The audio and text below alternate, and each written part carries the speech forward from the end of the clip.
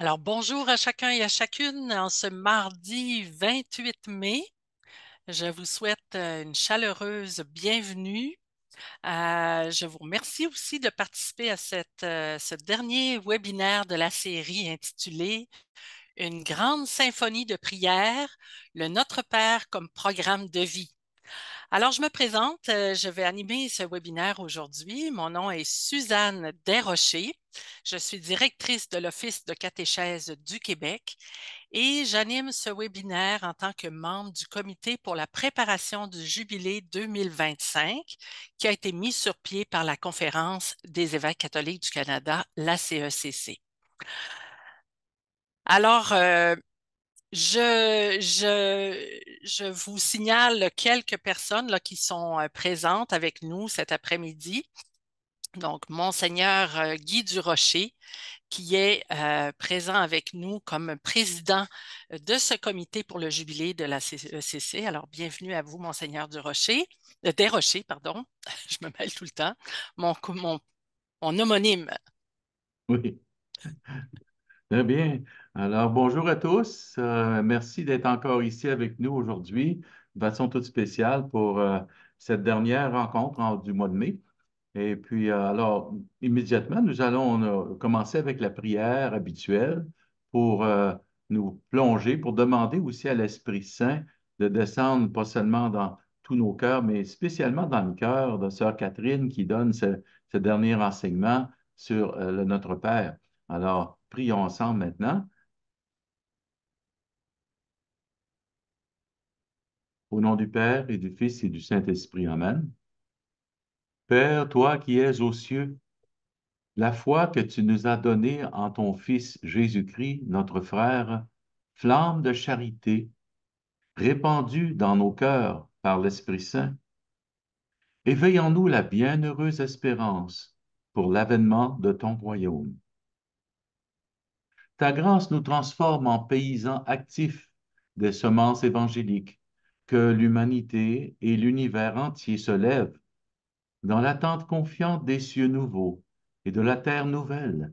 Quand les puissances du mal seront vaincues, ta gloire sera éternelle. Que la grâce du jubilé ravive en chaque pèlerin d'espérance l'aspiration des biens célestes et déverse sur le monde entier la joie et la paix de notre Rédempteur. À toi, Dieu béni éternellement, reçois notre louange et notre gloire à travers les siècles. Amen. Viens, Esprit Saint, viens dans nos cœurs, viens dans les cœurs de Sœur Catherine pour éveiller en nous toutes les inspirations que tu souhaites que nous puissions recevoir chacun de nous. Merci d'être présent. Merci de parler à travers la bouche et le cœur de Sœur Catherine. Amen. Bonne conférence. Merci, Monseigneur Desrochers.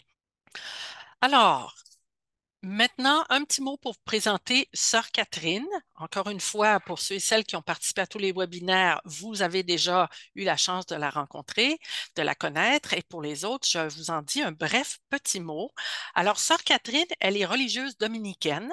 Elle est docteure en théologie spirituelle et licenciée en théologie sacramentaire et en psychologie.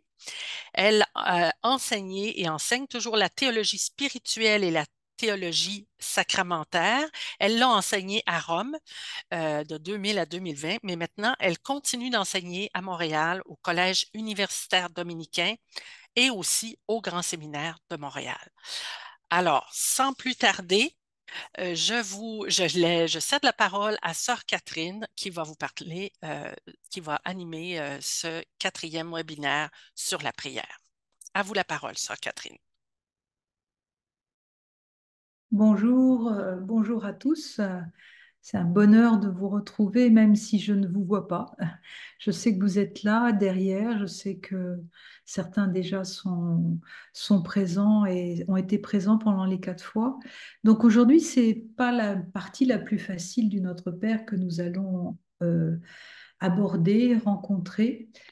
Et nous allons tout de suite commencer, non pas comme les autres fois par une histoire, par un témoignage, mais nous allons commencer par faire un récapitulatif de nos 3 dernières rencontres, à la fois pour ceux qui viennent pour la première fois, mais aussi pour nous tous, parce que c'est très riche sur notre Père, et ça nous permet de nous remettre dans la mémoire tout ce que nous avons vu. Alors, je partage l'écran et je vais dans le diaporama. Donc, voici pour commencer cette icône qui représente les 7 demandes du Notre Père. Je ne vais pas vous la traduire en mots, mais elle est magnifiquement belle. Voilà, nous avons abordé il y a 3 semaines le Notre Père, c'est-à-dire Père. Pourquoi Jésus s'est-il adressé à Dieu en l'appelant Père? Et nous avions dit combien l'appellation Abba est empruntée au langage quotidien, surtout employé par les enfants, c'est-à-dire on l'avait osé traduire Papa chéri. Et c'est toute la nouveauté de la prière du Christ. Nous pouvons dire, nous aussi, cette prière en tant qu'enfants de Dieu, en tant qu'ayant cette conscience d'être enfant de la même manière que Jésus. Comme l'a écrit Saint Paul, vous avez reçu un esprit qui fait de vous des fils et vous avez reçu un esprit qui fait de vous des fils et c'est en lui que nous crions Abba, c'est-à-dire Père. Donc dans l'expérience, dans notre prière, nous faisons l'expérience de Jésus qui nous manifeste et nous donne le nom du Père. Il y a une prise de conscience de ce que le Père nous voit, nous aime tendrement comme son enfant. Le Père sait ce dont nous avons besoin. C'est l'Esprit qui prononce en nous, comme Jésus, Abba, Papa chéri. Prolongeons ainsi dans notre cœur la prière de Jésus. Chaque fois que l'Esprit Saint pousse en nous ce cri, c'est Jésus. C'est Jésus qui le dit en nous et notre prière est exaucée. Puis nous avons abordé la 2e semaine, nous avons abordé le nom, le règne, la volonté. Que ton nom soit sanctifié. Qu'est-ce que ça veut dire? Le nom, on a dit que le nom évoque la présence. Dans la vie quotidienne, poser le nom sur les êtres, les choses, c'est les sanctifier. Et c'est par là même déchiffrer une situation. Dieu parle sans cesse par les êtres, les choses, les rencontres.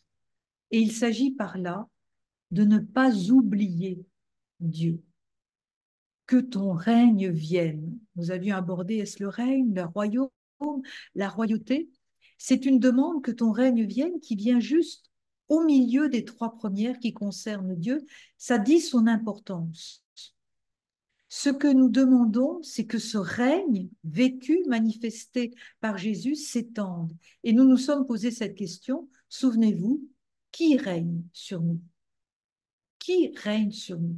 Et les pères de l'Église nous avaient dit qu'à la place de cette phrase « que ton règne vienne », eux avaient traduit par « que ton Esprit Saint vienne ».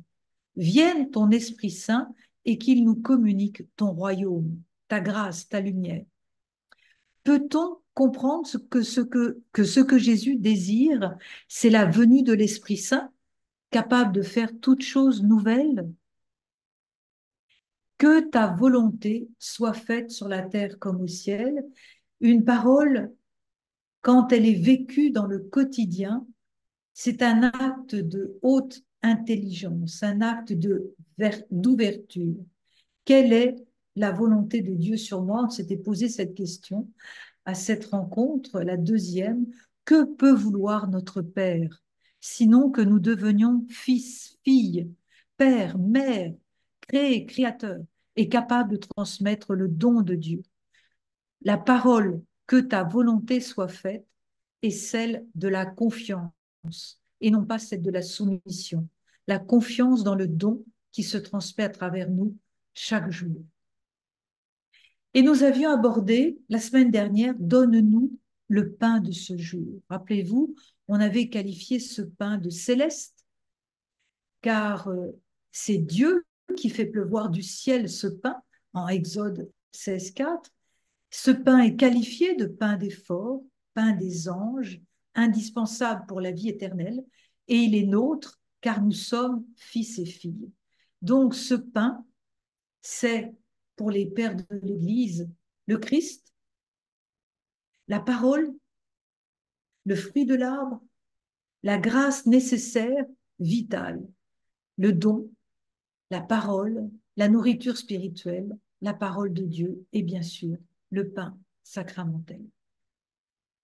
Et enfin, nous avions terminé la semaine dernière avec pardonne-nous nos offenses comme nous remettons, comme nous laissons aller en notre faveur les dettes à ceux qui sont nos débiteurs. Rappelez-vous, on avait trouvé combien dans la Bible, la notion de dette et de débiteur est importante, et les offenses qui sont dans la Bible des dettes et aussi des péchés, nous demandons à notre Père de ne pas tenir compte de nos dettes et qu'il les laisse aller, parce que lui les laisse aller. Et nous avions parlé de la femme dans l'Évangile qui vient arroser les pieds de Jésus, les embrasser, parce que, comme elle, ce qui est important, c'est d'aimer. Aimer le Christ, aimer le Père, et le pardon viendra par surcroît. Avec le Père, nous sommes en dépendance réciproque. C'est le contraire d'un monde embourbé par les dettes. C'est la vie de fille et de fils de Dieu, la vie filiale. Voilà un peu le résumé de ces 3 dernières semaines. Nous avons dit beaucoup, mais j'ai essayé de résumer. Et voici notre dernière rencontre sur ce Notre Père. Ne nous laisse pas entrer en tentation, mais délivre-nous du mal. Nous allons de nouveau suivre un plan très simple que je vous écris. Nous allons dans une première partie parler de la tentation, les épreuves. Qu'est-ce qu'une épreuve? Est-ce une tentation? Est-ce que finalement la tentation n'est pas un lieu? Et puis nous allons nous poser la question, qui éprouve qui? Est-ce que Dieu éprouve son peuple ou est-ce que c'est le peuple qui éprouve Dieu? Et nous allons interroger les tentations au désert. Puis dans une seconde partie, quel est ce mal dont nous demandons d'être délivrés? Est-ce le mauvais, le pervers, le Satan, le diviseur? Et qu'est-ce que c'est que cette délivrance? Est-ce que c'est de nous garder, de renier le Seigneur? Et finalement, on posera un peu cette question, mais qui est-il ce mal, ce mauvais? Et nous conclurons. Alors entrons maintenant dans cette première partie, la tentation ou l'épreuve. Le mot tentation aujourd'hui, pour nous chrétiens, signifie clairement une sollicitation au mal pour faire tomber, et même parfois le pouvoir de séduction du malin. Les biblistes, par contre, nous avertissent que ce mot a connu une évolution qui permet de comprendre que le mot grec, qui est peraismos, comme je l'ai écrit là, peut être traduit aujourd'hui par épreuve ou par tentation. Cette demande ne nous laisse pas entrer en tentation, mais délivre-nous du mal, est composée chez Matthieu en 2 parties qui expriment la même requête. D'abord sous la forme négative, ne nous laisse pas, et puis sous une forme positive, délivre-nous. Luc, lui, l'exprime de façon simple, ne nous laisse pas entrer en tentation, Luc 11,2. Matthieu, lui, développe. Que demandons-nous quand nous supplions que l'épreuve ou la tentation nous soit épargnée? Dans Notre Père, donc tentation, traduit par pérismos, son sens premier, quel est-il? Alors, si on regarde les sources hébreux, araméens, selon toujours cette exégète que j'ai beaucoup lue pour inspirer ces conférences, Carmignac, qui a un excellent, qui est plus qu'un excellent, qui est un grand chercheur de Notre Père, il nous dit ceci: qu'on peut traduire ce mot tentation par pousser à bout quelqu'un, faire plier une personne au risque de la rompre. Et enfin, au sens figuré, tester les limites, mettre à l'épreuve. Alors cette racine, on la retrouve où? On en a déjà parlé la semaine dernière, encore dans l'Exode. Ah, pour le passage de Massa et de Mériba, Exode 17. C'est le peuple qui tente Dieu. C'est-à-dire que c'est le peuple qui pousse à bout, qui teste les limites de Dieu, qui l'exaspère. Comme on retrouve, pour ceux qui chantent le psaume 94 le matin, 40 ans, cette génération m'a tenté et m'a provoqué, m'a exaspéré, dit le Seigneur. Donc, pérasmos, tentation, épreuve. Et dans le monde juif du 1er siècle, il est à comprendre ainsi l'homme et le monde dans lequel vivent les personnes est un monde partagé entre le bien et le mal, situé dans un monde qui est disputé aussi entre Dieu et Satan. Le mot pérasmos désigne donc non pas l'attrait intérieur que l'on éprouve pour quelque chose de mauvais, mais l'épreuve dans laquelle Satan cherche à perdre celui qu'elle atteint. Donc, vise ainsi la grande épreuve que l'on redoute, le choix pour ou contre Dieu. Alors, regardons le chapitre de l'Exode. Que se passe-t-il dans le livre de l'Exode, dont nous avons constaté, rappelez-vous la semaine dernière, qu'il est une référence majeure pour donne-nous le pain quotidien avec la manne et aussi pour la remise des dettes, puisque juste après, je vous rappelle, je m'étais inspirée du dominicain exégète Philippe Lefebvre. Donc, il nous disait dans le livre de l'Exode, l'exposé des lois qui suit les 10 paroles mentionne le laisser-aller de la remise des dettes. Si l'on prête de l'argent à un pauvre, ils ne font pas se comporter comme lui, comme un créancier. Exode 22. Au chapitre 21, le sort des esclaves a été aussi abordé. Ils servent pendant 6 ans. Ils doivent être libérés, laissés aller la 7e année sans rien payer. Tu feras un laisser-aller. On l'avait traduit par relâche, une rémission, un affranchissement. De même, on avait parlé du pain quotidien. Exode chapitre 16, le Seigneur annonce, je vais faire pleuvoir pour vous du pain venu du ciel, et le peuple sortira chaque jour.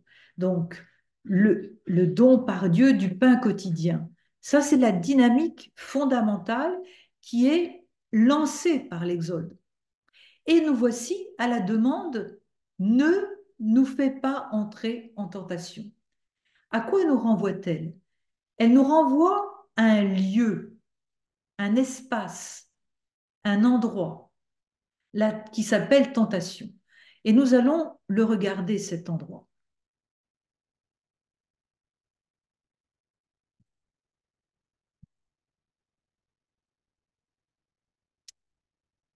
Que se passe-t-il en Exode 17? Le peuple, il est nourri puisque la manne descend, il est abreuvé par le Seigneur, et pourtant, il va poser cette question terrible. Le Seigneur est-il parmi nous, oui ou non? C'est une question outrageante. Le peuple tente Dieu, le met à l'épreuve. Lisons le texte ensemble. Toute la communauté des fils d'Israël part au désert en observant les étapes. Ils campent à Réphidim. Comme il n'y avait pas d'eau à boire, le peuple cherche querelle à Moïse. Donne-nous de l'eau à boire. Moïse leur répond, pourquoi me cherchez-vous querelle? Pourquoi mettez-vous le Seigneur à l'épreuve? Là, le peuple souffrit de la soif. Il récrimine contre Moïse et dit, pourquoi nous as-tu fait monter d'Égypte? Était-ce pour nous faire mourir de soif avec nos fils, nos troupeaux? Moïse crie vers le Seigneur, que vais-je faire de ce peuple? Encore un peu, ils vont me lapider. Le Seigneur dit à Moïse, passe devant ce peuple. Emmène avec toi plusieurs des anciens. Prends en main le bâton. avec lequel tu as frappé le Nil et va. Moi, je serai là devant toi, sur le rocher du mont Horeb. Tu frapperas le rocher, il en sortira de l'eau, et le peuple boira. Et Moïse fit ainsi, sous les yeux du peuple. Il donna à ce lieu le nom de Massa, c'est-à-dire épreuve, et Mériba, c'est-à-dire querelle, parce que les fils d'Israël avaient cherché querelle au Seigneur, et parce qu'ils avaient mis à l'épreuve le Seigneur en disant, le Seigneur est-il au milieu de nous? Oui ou non? Dans le Notre Père, parce que Dieu se révèle chaque jour comme un Père qui veut la vie des siens, on lui demande de nous détourner d'un tel endroit. On lui demande que nous ne soyons plus jamais emmenés là où nous pourrions douter de sa vie, de sa présence de vie. La tentation dans l'Ancien Testament, c'est un lieu connu. Même s'il est nourri par Dieu chaque jour, le peuple dit, est-ce que Dieu est vraiment parmi nous ou pas? Et donc ce lieu, Dieu lui donne le nom de tentation, Massa en hébreu. Et il ajoute même un autre nom, Mériba, qui veut dire querelle, accusation, procès qu'on fait à Dieu. Massa, Mériba, ce sont les deux noms de cet endroit au désert. C'est en quelque sorte un lieu traumatisant, un lieu traumatique pour le peuple. Cela va rester dans la mémoire biblique. Comme je vous l'ai dit, on le retrouve dans le psaume 94. Aujourd'hui, écouterez-vous sa parole. Ne fermez pas votre cœur comme au désert, comme au jour de tentation et de défi, comme au jour de Massa et de Mériba, où vos pères m'ont tenté et provoqué, c'est-à-dire qu'ils m'ont fait vouloir réfléchir, ils m'ont testé, et pourtant ils avaient vu mon exploit. Alors, quand on dit dans le Notre Père, après avoir parlé du pain quotidien, avec l'allusion à l'Exode 16, ne nous laisse pas entrer en tentation, on fait allusion à Exode 17, c'est-à-dire préserve-nous. Toi qui nous donnes le pain quotidien, toi qui nous donnes ta volonté à accomplir pour nous rendre libres, ne nous laisse pas jamais retourner dans ce lieu tentation. Ne nous laisse pas prendre le risque de dire, est-ce bien toi qui nous donnes la vie? Donne-nous, Seigneur, au contraire, cette assurance fondamentale que tu es un Père qui nous guide et qui nous donne la vie. La tentation, c'est finalement une sorte de cheminement avec Dieu, où l'on apprend plus précisément qu'il est le Dieu de la vie.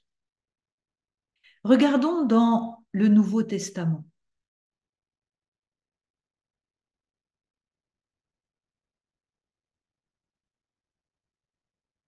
Dans le Nouveau Testament, les trois premiers évangiles, Luc, Marc, Matthieu, commencent par un récit de la tentation, on va dire un récit assez bousculant, assez brusque, voire violent.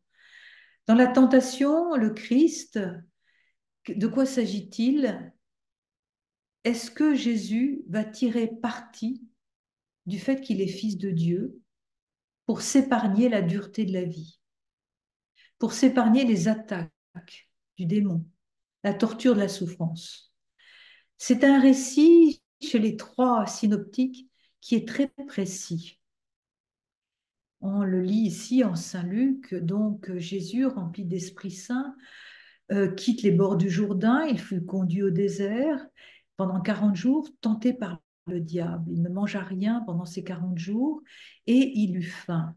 Le diable lui dit alors, si tu es le Fils de Dieu, ordonne à cette pierre de devenir du pain. Jésus répond, l'homme ne vit pas seulement de pain. Première tentation. Deuxième, le diable emmène plus haut, lui montre un instant les royaumes de la terre et lui dit, je te donnerai tout ce pouvoir, la gloire, cela m'a été remis, je le donne à qui je veux. Toi donc, si tu te prosternes, tu auras tout cela. Jésus lui répondit, c'est devant le Seigneur que tu te prosterneras, à lui seul tu rendras un culte. Le diable le conduit à Jérusalem, le place au sommet du temple, lui dit, si tu es fils de Dieu, jette-toi en bas. Il est écrit, il donnera pour toi ses anges l'ordre de te garder. Et encore, ils te porteront sur leurs mains, de peur que ton pied ne heurte une pierre. Jésus répond, tu ne mettras pas à l'épreuve le Seigneur ton Dieu. Et donc le diable, ayant épuisé toutes les formes de tentation, s'éloigna de Jésus jusqu'au moment fixé. Jésus est conduit au désert par l'Esprit de Dieu, où il est tenté par Satan, le diable, et c'est là que la tentation a lieu. Dans l'Évangile, c'est l'adversaire, l'ennemi de l'homme, qui donne au mal l'apparence du bien, afin de le rendre plus séduisant. Dans cet épisode, il est frappant de constater que la tentation reflète deux versants. À la fois, Jésus est mis à l'épreuve, exaspéré par la mise au défi de réaliser des miracles. Il est mis à l'épreuve, c'est-à-dire qu'est-ce qu'il va tomber dans le piège et où est-ce qu'il vient, il va résister. La tentation se poursuit aussi dans Matthieu, nous l'avons vu dès la première rencontre. Elle se passe à quel moment? Au moment de l'agonie de Jésus. Allant un peu plus loin, Jésus tombe la face contre terre et dit, mon Père, s'il est possible que cette coupe passe loin de moi. Vous vous rappelez, on avait vu que ça suivait le Notre Père, non pas ta volonté, mais la mienne. Il revient vers ses disciples, il les trouve endormis, il dit à Pierre, ainsi vous n'avez pas eu la force de veiller seulement 1 heure avec moi, veillez pour ne pas entrer en tentation. L'esprit est ardent, la chair est faible. On retrouvera la même chose en Marc, veillez et priez pour ne pas entrer en tentation. Luc va dire, relevez-vous et priez pour ne pas entrer en tentation. Que ta volonté soit faite, on le rappelle, avait une correspondance avec non pas ce que je veux, mais ce que tu veux. Et à la fin, on a ce cri, priez pour ne pas entrer en tentation. Ce mot nous rappelle le Notre Père, ne nous laisse pas entrer en tentation. Et de nouveau, la tentation est présentée comme un espace, un lieu dans lequel on redoute de devoir entrer. Comme si Jésus disait, veillez pour ne pas entrer en tentation, pour ne pas vous sentir à ce point abandonné de Dieu notre Père en me voyant aller à la croix, que vous puissiez dire, mais est-ce lui vraiment ou pas? Et donc la tentation dont parle notre Père touche la foi, beaucoup plus que la morale. Elle touche les moments où chacun est tenté de se détourner de Dieu, de se passer de lui. Cette tentation concerne ce qui nous menace tous les jours, toutes les circonstances où nous risquons de nous révolter, où nous risquons, nous, d'abandonner le chemin de Jésus, la tentation de l'abandonner. Toute tentation, toute épreuve, quel qu'en soit le contenu, oblige même indirectement à prendre position par rapport à Dieu. Et le visage du Dieu qui apparaît dans cette requête, n'est pas le visage d'un Dieu tentateur, non, mais d'un Dieu, de Dieu, qui au sein même de la tentation ne nous abandonne pas et reste présent.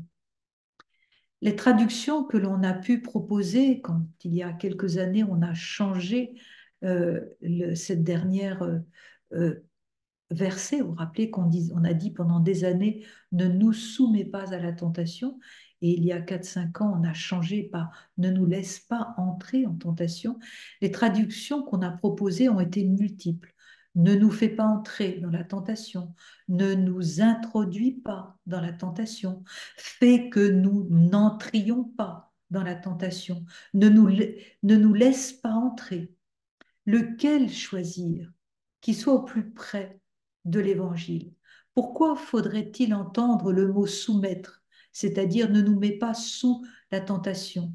Fait que la tentation ne soit pas plus forte que nous. Eh bien, il faut relire un texte fondamental. Je m'excuse, aujourd'hui, il y a beaucoup de textes, mais ça nous permet de donner de l'épaisseur à ce verset. Le texte de Saint Jacques, de la lettre de Jacques au chapitre 1. Examinons-le sous la version de la Tobe.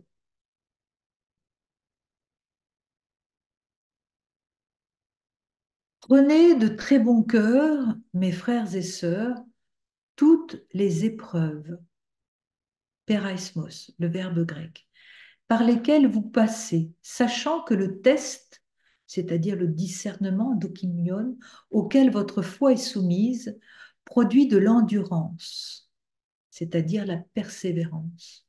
Que nul, quand il est tenté, donc deuxième occurrence, ne dise ma tentation, troisième fois, ma tentation vient de Dieu, car Dieu ne peut être tenté de faire le mal et ne tente lui-même personne.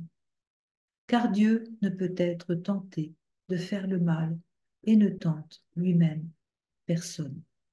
Chacun est tenté par sa propre convoitise qui l'entraîne et le séduit. Ces 4 versets de la lettre de Jacques reflètent l'évolution de ce mot, qui apparaît donc, comme vous l'avez vu, 6 fois. Les 2 premiers versets reprennent clairement le sens d'épreuve, puisqu'il faut s'en réjouir, et que le résultat, c'est la persévérance, l'endurance. Les 2 derniers traitent de la tentation que Dieu ne peut ni subir ni envoyer. Et cette tentation a sa source dans la convoitise de l'homme. La convoitise, c'est quoi? C'est ce qu'on voit dès la Genèse, en chapitre 4, Abel et Caïn.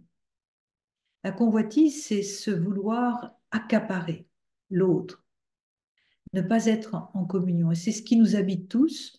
La Bible va refléter, va nous témoigner de combien de fratricides par jalousie, 65 fratricides dans la Bible. Donc, quel est le nœud du problème? De l'Ancien au Nouveau Testament, la question, le nœud, est-ce que Dieu éprouve la foi de son peuple? Et est-ce que le peuple, à son tour, éprouve Dieu en réclamant qu'il montre sa puissance par des miracles? C'est tout le nœud. Alors Saint Augustin nous dit ceci: tu es tenté, tu es aussi éprouvé. Si tu ne donnes pas ton consentement, si tu ne donnes pas ton consentement, tu seras trouvé pur. Ferme la porte à la tentation. Tire le verrou. Car le verrou, c'est quoi? L'amour de Dieu. Qui le peut sans l'aide de celui que nous prions? Dans notre Père, nous demandons à Dieu de ne pas être abandonnés à nos seules forces dans la tentation. Alors tentez d'expliquer l'épreuve, tentez d'expliquer la cause de l'épreuve.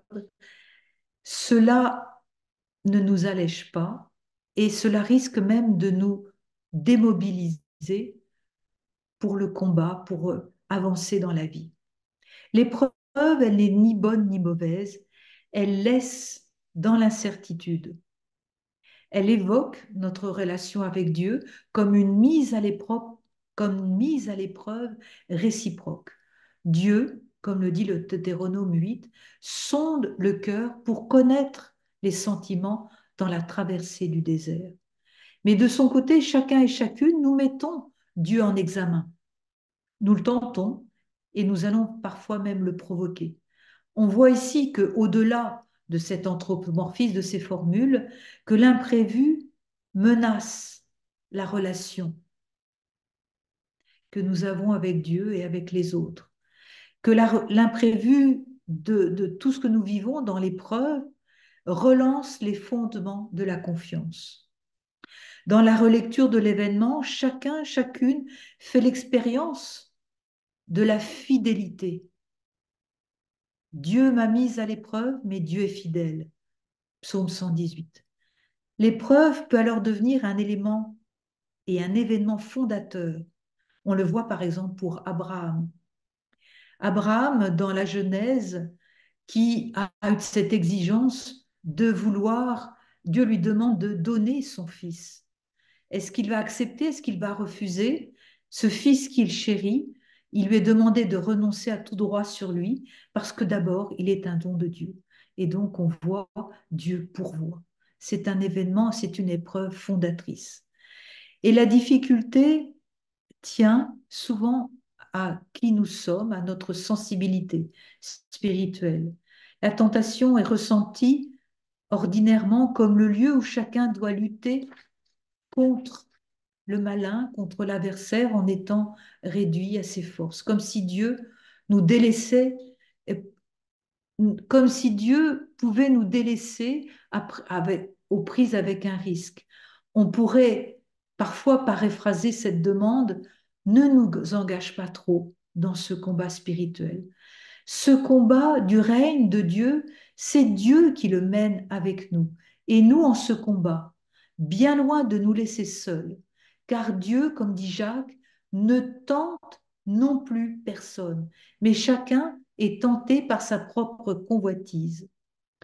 Combat, épreuve, tentation, c'est la même réalité spirituelle qui est en cause. Il s'agit d'un véritable lieu, lieu de l'esprit. L'adversité qui nous rappelle notre pauvreté devant Dieu, qui nous fait goûter aussi la fidélité de Dieu. Les tentations auxquelles nous avons dit, Paul nous dit dans les Corinthiens, les tentations auxquelles vous avez été exposés ont été à la mesure de chacun. Dieu est fidèle. Il ne permettra pas que vous soyez tentés au-delà de vos forces. Avec la tentation, dit encore Paul, il vous donnera le moyen d'en sortir et la force de la supporter.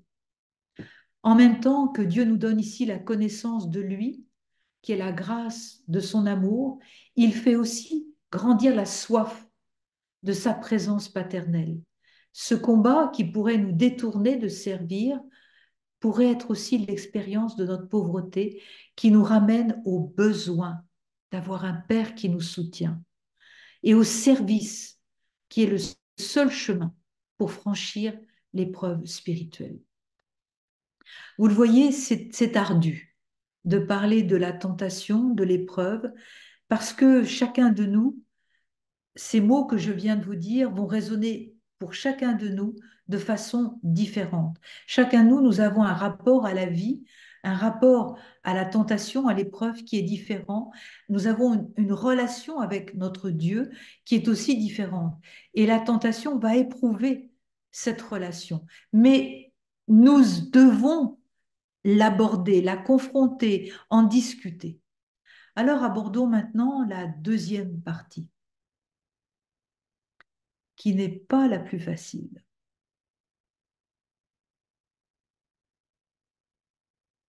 Délivre-nous du mal.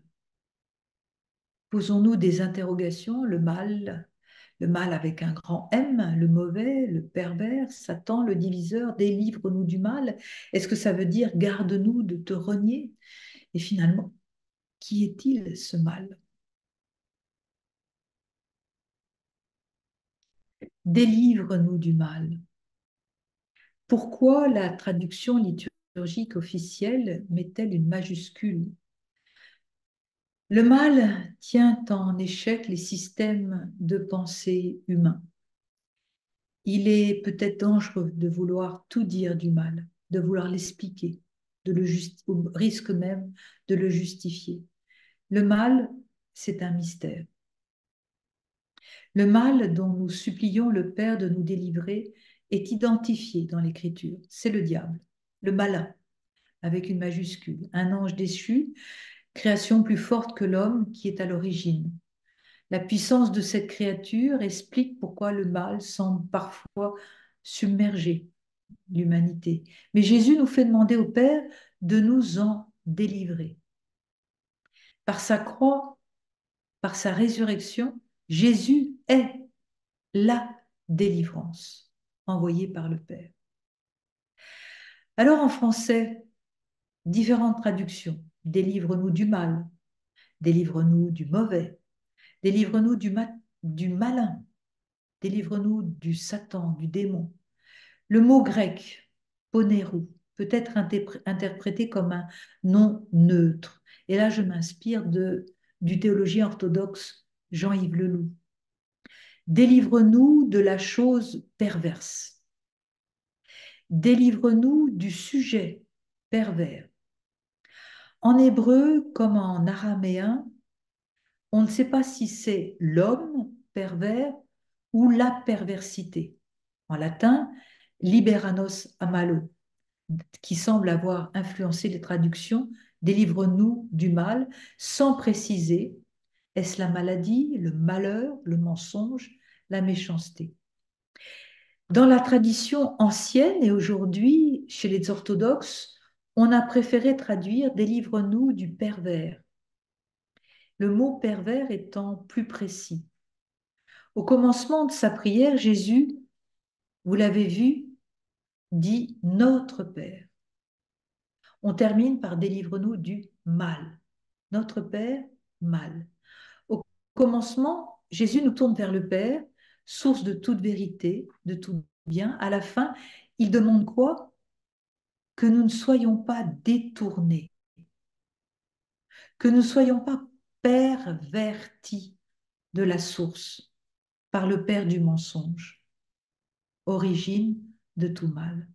Délivre-nous du mal, du pervers. 5 petits mots en grec qui sont lourds de l'expérience que font tous les hommes et toutes les femmes à un moment donné de la vie, la présence du mal, la présence de la faillite, la présence du non-sens qui rend souffrant les actes les plus élémentaires. Délivre-moi du mal, de cette maladie, de la faiblesse, délivre-moi de la solitude, de ce sentiment de n'être utile à personne et de n'être aimé de personne. Prière, prière à laquelle Dieu répond, même discrètement. Et souvent, nous avons entendu des témoignages de conversion opérés au cœur de la souffrance. Qu'est-ce que ce mal qui affecte jusqu'au goût de vivre? Mal corporel, mal psychologique, mal spirituel, qui se glisse dans les libertés humaines pour les désorienter, les amener à ne plus vouloir tout simplement ce que Dieu nous demande, mais à trouver comme une espèce de jouissance, de complicité à s'opposer à Dieu. Alors les Écritures, ils reconnaissent l'influence cachée d'un personnage, Satan, l'accusateur, le diviseur, le diabolos. Est-ce de cette influence que nous demandons d'abord la délivrance à Dieu? Beaucoup d'exégètes, jusqu'à aujourd'hui, répondent par l'affirmative, au point de suggérer cette traduction délivre-nous du malin. Délivre-nous de celui qui est menteur dès l'origine, a poussé nos premiers parents à désobéir, à se livrer à la mort. Et cette interprétation est confortée par le mais délivre-nous du mal, qui articule sixième et septième demande. En fait, la sixième et la septième ne font qu'une. Il y a une tentation, une mise à l'épreuve qui vient de Dieu, c'est ce qu'on a vu dans l'Exode, mais aussi dans le Deutéronome. Il y en a une autre qui vient du Satan. Et c'est bien à ce propos que Jacques nous avertit. Chacun est éprouvé par sa propre convoitise. Nous l'avons lu, Jacques au chapitre 1. Un autre exégète nous dit, Joachim Jérémias, il nous dit ceci, la tentation vise non pas les petites tentations quotidiennes, mais la grande épreuve finale, le dévoilement du mystère du mal, l'ultime persécution, le criblage des saints de Dieu par les faux sauveurs. La tentation de la fin, c'est quoi? C'est l'apostasie, c'est-à-dire renier Dieu. La demande finale veut donc dire, Seigneur, garde-nous d'apostasier, garde-nous de te renier, garde-nous de faire comme si nous ne te connaissions pas. C'est peut-être ainsi, dit Jérémias, qu'il faut entendre ce que Matthieu a dit. Donc, c'est une interprétation eschatologique qui concerne les derniers temps et qui donne un autre relief à cette demande. La récitation du Notre Père quitte alors les devoirs pour devenir un cri. Rappelons-nous Jésus dans l'Évangile, le Fils de l'homme, quand il viendra, trouvera-t-il la foi sur la terre? Luc 18, 8. C'est sans doute ce climat spirituel qui donne sa vérité à cette prière. Délivre-nous du mal. Il s'agit de convertir cette peur en confiance dans les mains du Père. Quoi qu'il arrive, en nous et hors de nous, c'est notre Dieu qui gouverne l'histoire. Et regardons le chapitre 6 de Matthieu, qui termine justement tout ce sermon où Matthieu relate le Notre Père. Quelle est la dernière phrase de Matthieu? Ne vous inquiétez donc pas du lendemain, demain s'inquiétera de lui-même, à chaque jour suffit sa peine. Matthieu 6, 34. Alors, comment garder cette force intérieure si cette épreuve n'est pas pour aujourd'hui ni pour demain?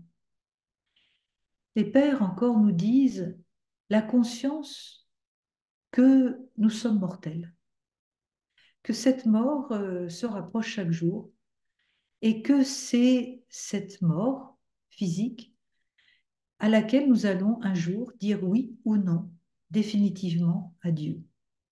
Est-ce que je serai prête? Jésus lui-même n'a pas voulu esquiver cette mort et il l'a vécue dans le jardin des Oliviers une nouvelle fois, mon Père, que ta volonté soit faite. Et l'on peut dire que cette parole, elle rejoint aussi, on n'en a pas parlé, mais on pourrait aussi donner de l'épaisseur encore plus au Notre Père par la récitation du Je vous salue Marie, qui termine Nous te prions maintenant et à l'heure de notre mort. Les pères de l'Église encore, que nous dit Cyprien au IVe siècle? Quand nous avons dit délivre-nous du mal, il ne reste plus rien à demander, dit Cyprien. Je vous partage l'écran.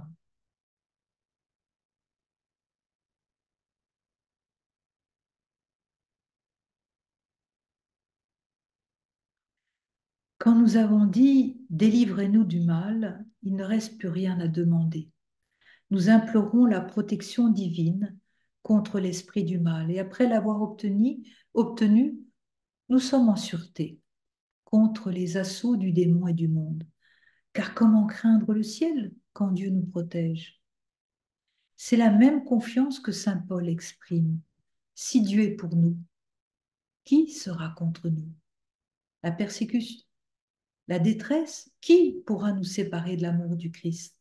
La détresse, l'angoisse, la persécution, la faim, le dénuement, le danger, le supplice. Oui, en tout cela, nous sommes les grands vainqueurs, grâce à celui qui nous a aimés. J'en ai la certitude, ni la mort, ni la vie, ni les esprits, ni les puissances, ni le présent, ni l'avenir, ni des astres, ni les cieux, ni les abîmes, ni aucune créature. Rien ne pourra nous séparer de l'amour de Dieu qui est en Jésus-Christ notre Seigneur. Et en ce sens, la dernière demande nous ramène aux trois premières. Nous demandons d'être délivrés de la puissance du mal pour, en fin de compte, que le règne de Dieu advienne, pour être unis à sa volonté et sanctifier son nom. Au commencement de la prière, Jésus nous tourne vers le Père, la source. À la fin, il nous demande que nous ne soyons pas détournés de cette source par le Père du mensonge.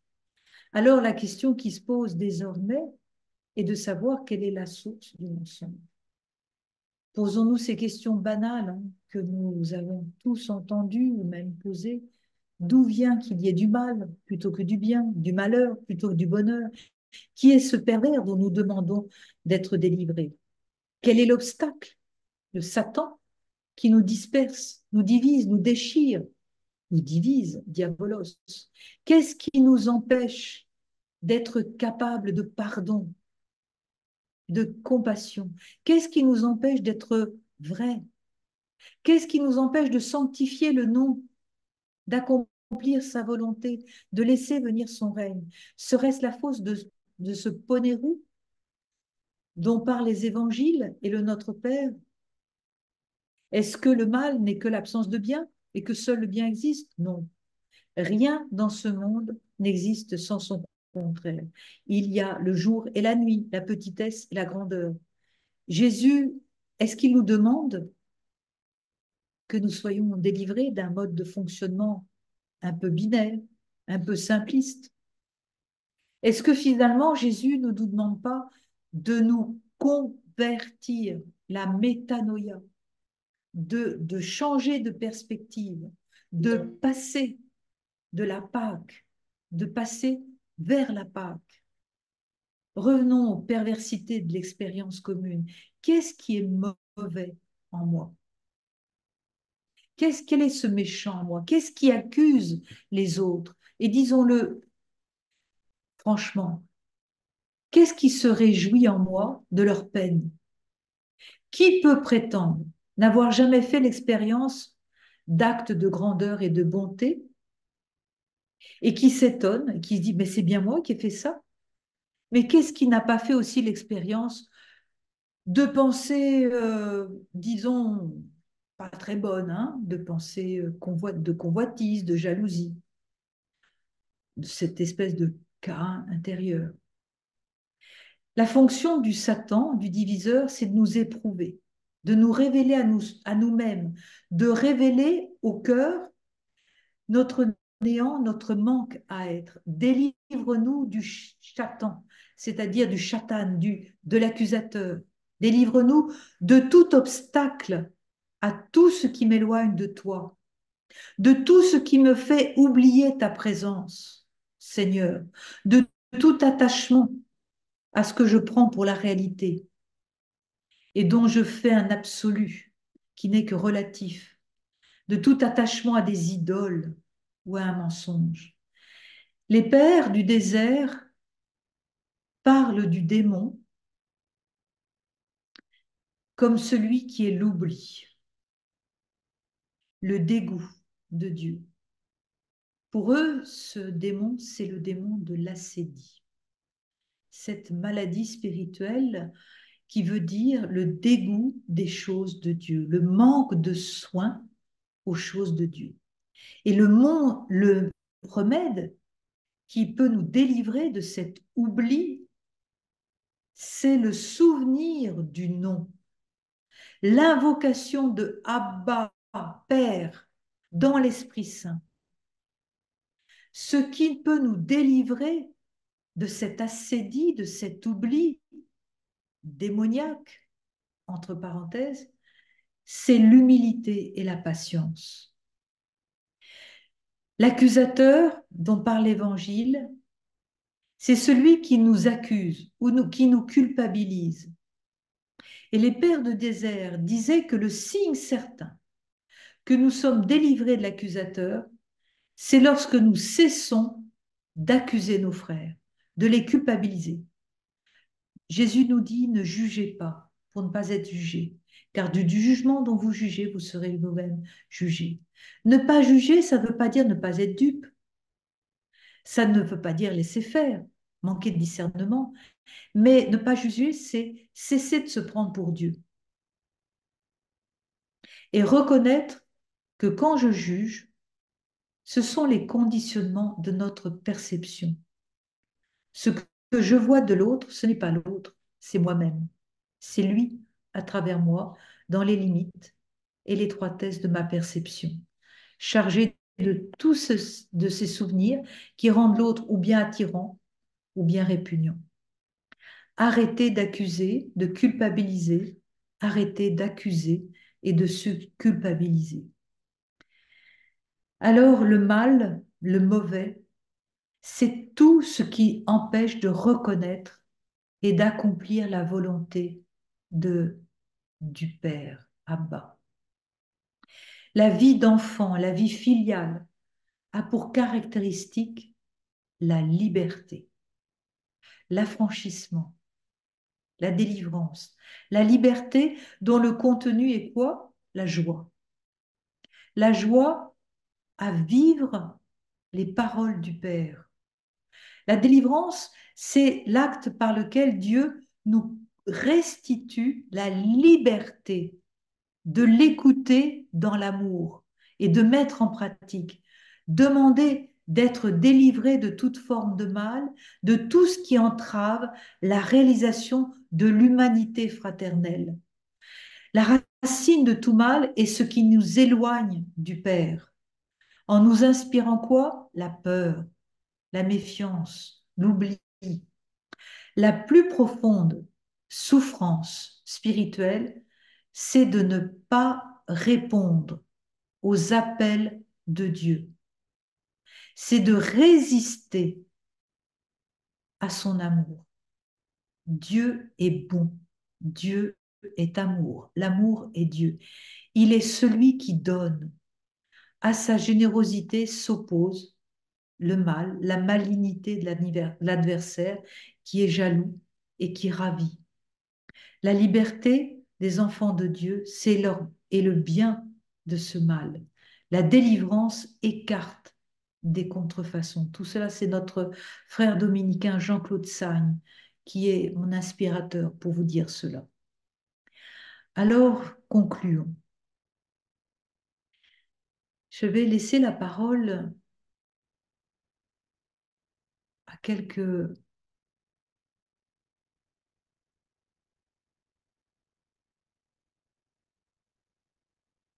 réflexions du pape défunt maintenant, le pape Benoît XVI. Entre autres, il disait que le christianisme, c'est la religion de la confiance et de l'amour, d'un Père qui nous aime. Ce n'est pas une religion de la peur. Comment aujourd'hui ressentir cette consolation dans la parole Père, dans laquelle nous nous adressons au Notre Père? Cette figure paternelle, nous l'avons vu trop souvent dans le quotidien, n'est pas assez positive, n'est pas assez présente. Comment allons-nous apprendre cette figure paternelle par Jésus? Jésus nous apprend qui est le Père. Le Père, c'est le Christ va nous montrer la paternité du Père. Pensons à cette parole de Jésus, aimez vos ennemis pour devenir le Fils de votre Père qui est aux cieux, qui fait tomber la pluie sur les méchants et sur les bons. C'est justement l'amour de Jésus qui va jusqu'au don de lui sur la croix, qui nous révèle la nature du Père. Il est l'amour. Et nous aussi, dans la prière du Notre Père, nous entrons dans un circuit d'amour. L'amour de Dieu va nous purifier. De quoi? De nos comportements marqués par nos fermetures, nos résistances, une forme aussi d'autosuffisance et d'égoïsme. Être père, dans les Écritures, comporte deux dimensions. Il est père parce qu'il est notre créateur, et cela veut dire que chacun de nous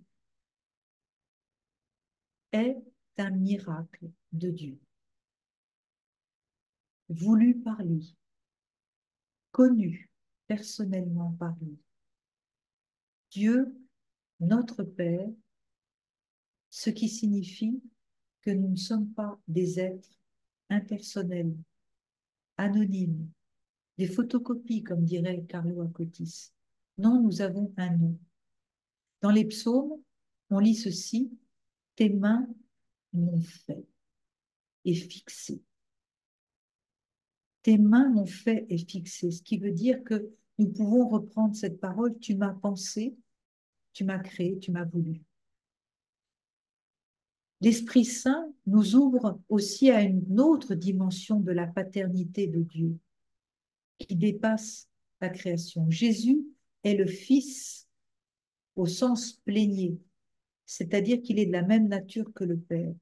Et en devenant un être humain comme nous, Jésus nous accueille dans son humanité et dans son être de Fils, afin que nous aussi, nous participions, nous entrions, non pas dans la tentation, mais dans l'être, dans l'appartenance à Dieu. Notre être d'enfant de Dieu n'a peut-être pas la plénitude de Jésus. Nous devons le devenir jour après jour, tout au long de l'existence chrétienne, en grandissant dans la communion et non pas dans la consommation. Dans la communion pour entrer dans l'intimité, dans la proximité avec le Père qui soutient notre vie. C'est ça notre réalité fondamentale qui nous est dévoilée quand nous disons Abba, Père. Rappelez-vous ce qu'on a dit dans la première et la deuxième conférence. Quand Thérèse de Lisieux dit un jour, alors qu'elle est en train de repasser le linge, elle veut commencer la prière de Notre Père, elle dit Notre Père, et elle s'arrête là, elle dit, elle écrit, je n'ai pas pu aller plus loin. Ou bien rappelez-vous la deuxième, je crois, conférence, quand j'ai cité cette femme qui rentre dans la vie religieuse et elle demande à sa mère supérieure, dites-moi comment je vais pouvoir dire le Notre Père parce que j'ai voulu l'apprendre et puis à chaque fois que je dis le Notre Père, je tombe, je dis Notre Père, je tombe en larmes quand je pense à ce Père, tellement elle avait réalisé qui est le Père. Depuis que l'homme existe, depuis que l'homme et la femme existent, nous sommes à la recherche de Dieu. Cette recherche est inscrite dans chacun des cœurs. La prière de l'Esprit Saint en nous, c'est la prière du Christ. C'est une prière qui n'est pas seulement individuelle, on l'a vu, c'est nous, c'est la prière de l'Église, c'est la prière peut-être aussi de toute l'humanité. Je vous rappelle un exemple d'un ami qui n'était pas particulièrement pratiquant, il était chrétien, mais pas particulièrement chrétien. Il me disait, moi, la fin du jour, voilà, la fin du monde, voilà comment je la vois. Elle sera le Maranatha, viens Seigneur Jésus, ça sera quand toute l'humanité dira ensemble, Notre Père. Alors, concluons vraiment cette fois-ci, par la prière, le cœur s'ouvre. On entre en communion non seulement avec Dieu, mais avec tous les enfants de Dieu. Nous adressons au Père depuis notre chambre intérieure, dans le silence, pour dire que nous ne sommes jamais seuls. Celui qui parle à Dieu n'est jamais seul. Nous faisons partie, et c'est le titre de de cette grande, euh, euh, de ces grands dialogues que nous avons voulu entrer, nous faisons partie d'une grande symphonie que la communauté chrétienne et humaine élève vers Dieu, avec des musiciens, des instruments différents, mais la mélodie, la louange est unique. À chaque fois que nous disons Abba Père, c'est toute la communion des femmes et des hommes en prière qui soutient cette invocation. Et je vous propose maintenant d'écouter, cette fois-ci, ce sera notre Père de Thésée que nous allons écouter.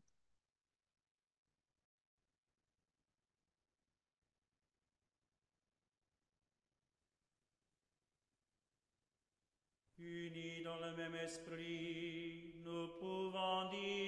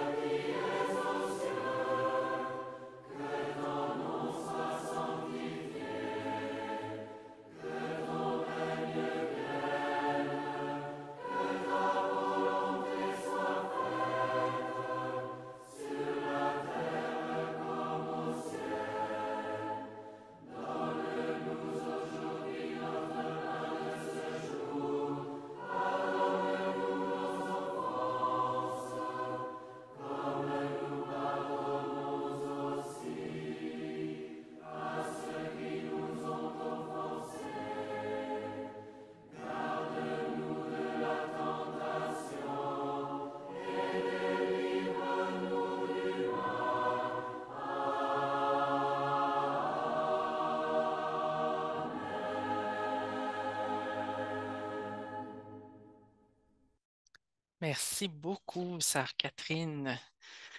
Quel beau moment. J'ai envie de vous proposer un bref instant simplement pour reprendre à l'intérieur de vous quelques éléments que vous retenez de cette belle conférence, simplement pour vous-même. Et pendant ce temps, je laisse à Jeff le soin de peut-être de vérifier les questions, les commentaires que vous avez déposés dans les questions et réponses. Vous pouvez en ajouter. Et après quelques instants de silence, là, on reprendra ce temps d'échange avec sœur Catherine.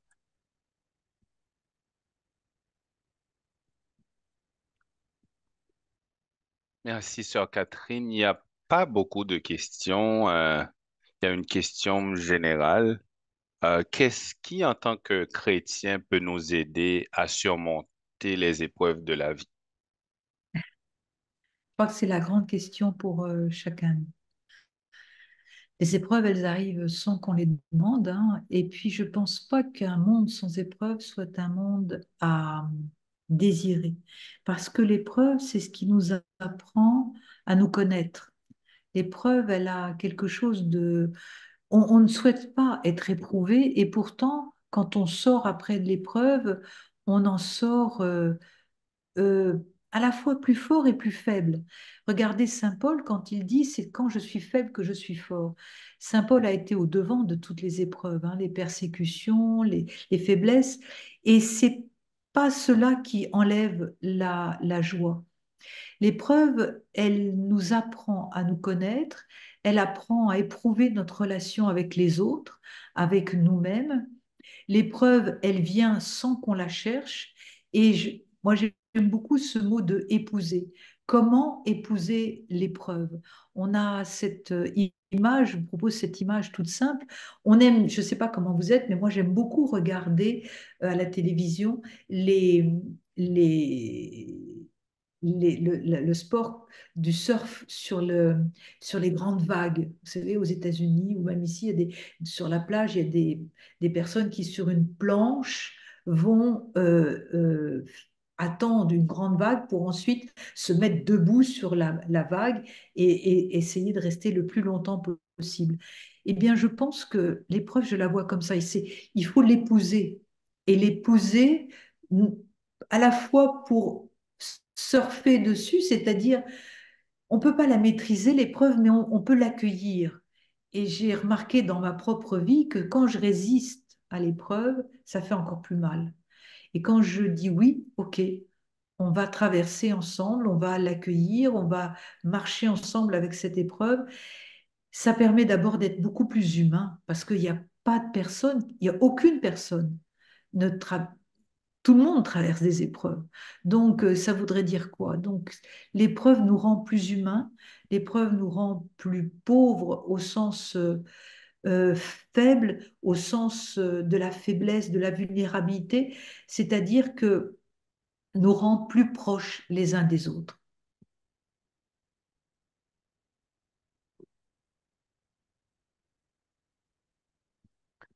Euh, Merci, sœur Catherine. Quelle est la place de la prière quand on surmonte les épreuves? La place de la prière, c'est la place du dialogue. On oublie souvent combien dans la Bible, les personnages bibliques dialoguent avec Dieu.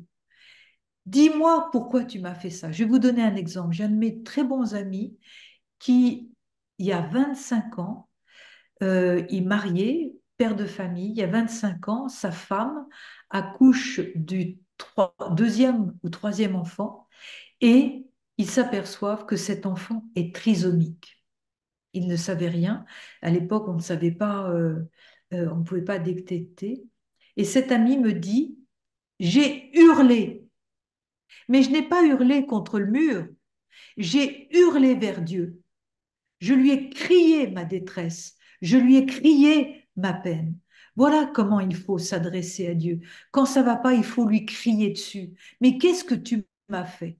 Et c'est bien différent que de crier vers un mur ou de crier vers soi-même. Non, crier vers Dieu, c'est ça la prière.